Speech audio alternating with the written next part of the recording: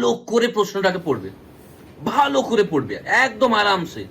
দরকার হলে 3 ঘন্টা ধরে প্রশ্নই পড়ো, লেখার কোনো দরকার নেই উত্তর লেখার। আর যদি লেখো একদম তাড়াহুড়ো করে লিখে দাও যেন ভুল হয়। তারপরে রিভাইজ করো যে আবার ঠিক হয়ে গেল না তো, ঠিক হয়ে গেলে কেটে আবার ওটাকে ভুল করো।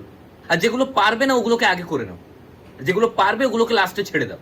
আর পরীক্ষা দেওয়ার সময় মাথাটাকে একদম গরম করে তাড়াহুড়ো করো, একের পর এক ভুল করে দিয়ে আসো। সবসময় মাথার মধ্যে যেন থাকে আমাকে ফেল করতে হবে, চেষ্টা করো ফেল করার। আর পরীক্ষার সময় মনোযোগটা মেন, মনোযোগ, এদিক ওদিক তাকানোর কোনো দরকার নেই, একদম তুমি জানলার দিকে তাকিয়ে থাকো, আর অন্য কোনো দিকে তাকানোর দরকার নেই। আরেকটা কথা, ভুল ভাল কাজে সময় নষ্ট করার কোনো দরকার নেই। অনেকে মাইক্রো জেরক্স করে নিয়ে যায়, একদম ওগুলো নয়। বই নিয়ে যাও, টুকলি করো, ধরা পড়ে গেলে একদম ওখান থেকে চলে আসো, এসে এখানে দুঃখ করো আর আমাদের আনন্দ করার সুযোগ করে দাও। আর যদি সব থেকে ভালো টিপস দাও, আমি বলবো যে পরীক্ষা দিতে যাওয়ারই দরকার নেই।